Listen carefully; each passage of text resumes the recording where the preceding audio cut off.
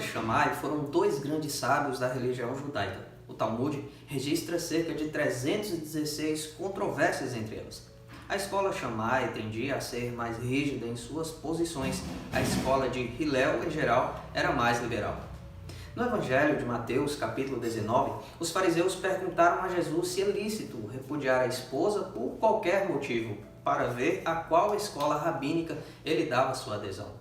A casa de Shammai dizia: um homem deve se divorciar de sua esposa apenas porque encontrou para isso motivos por sua falta de castidade, desde que é dito por ele que encontrou uma indecência em qualquer coisa.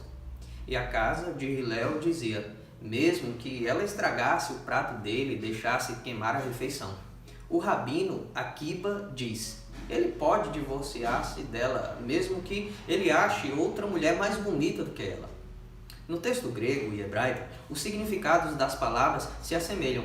A palavra para o divórcio no grego é rapostásio, que significa romper a ligação, separar-se e divorciar-se. Semelhantemente, no hebraico tem o mesmo significado com a palavra keiritut, sendo que a palavra para o repúdio não significa divórcio no grego, assim como no hebraico eles têm os mesmos significados. No grego, rapolio, no hebraico, shalak, que tem por síntese abandonar, pôr de lado, desprezar e esquecer. Disse Jesus: eu vos digo, porém que qualquer que repudiar sua mulher, não sendo por causa de fornicação, e casar com outra, comete adultério. E o que casar com a repudiada, também comete adultério. Ou seja, Jesus teria feito exceção ao significado de porneia, que coincidiria com aquele de adultério, imoralidade, fornicação, campo sexual como prostituição. Ellen White corrobora com este pensamento ao afirmar: Deus conhece apenas o motivo pelo qual a esposa pode deixar o seu marido, ou ao marido a sua esposa, e este motivo é o adultério. Existem alguns fatores que são especiais. Um deles, o primeiro deles, é o amor. Onde não existe amor, o relacionamento ele se torna frágil.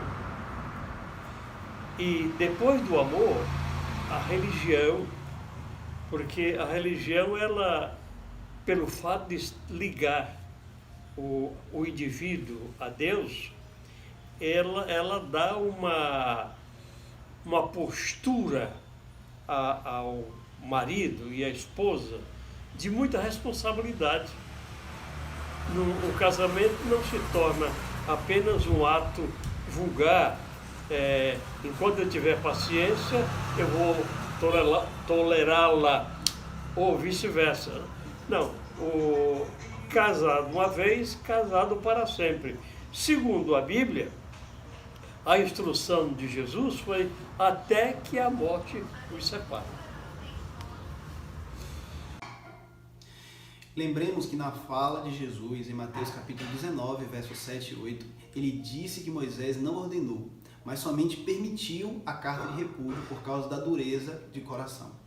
A carta de repúdio não era a carta de divórcio, mas era um antecedente ao rompimento matrimonial. Segundo o léxico, a carta de repúdio era como um direito unilateral do homem e era usado segundo a sua autoridade e, como já dito, a escola de Hillel autorizava caso queimasse a refeição. Dessa forma, as mulheres sofriam, pois, como já dito, essa mulher repudiada era esquecida e abandonada e geraria automaticamente a possibilidade dessa mulher repudiada, por esse qualquer motivo cometido, contrair um novo matrimônio, quebrando assim a aliança eterna, porque cometia porneia. Em Malaquias capítulo 2, verso 16, é dito em algumas versões: eu, o Senhor Deus de Israel, odeio o divórcio, sendo que a palavra aqui é shalak, que significa repúdio. Ou seja, mesmo com a permissão de Moisés para o repúdio, Deus abominava tal prática. Exemplos do nosso dia a dia: mulher que dorme no quarto e marido na sala. Homem que dorme no sofá com as crianças e a mulher é desprezada no leito. Casal que há muito tempo não tem uma vida sexual ativa. Só lembrando que Jesus, neste diálogo com os fariseus, afirma: homem se unirá à sua mulher, no verso 4, e serão os dois uma só carne, no verso 5. Portanto, o que Deus uniu, não separe o homem, verso 6. Jesus exige que o matrimônio seja indissolúvel. A aliança de Cristo com a igreja é, por conseguinte, o princípio e o modelo da aliança única e indissolúvel das esposas.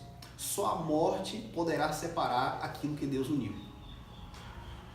Da mesma realidade do matrimônio como a aliança do Senhor, deriva a obrigação da fidelidade recíproca. Diferentemente de Israel, a igreja, a esposa de Cristo, é confirmada numa aliança definitiva e fiel por parte de Deus. O matrimônio cristão é figura e participação viva nesta aliança.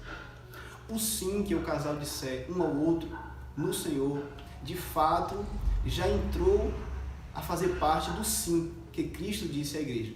O matrimônio cristão é a figura e participação viva nesta aliança.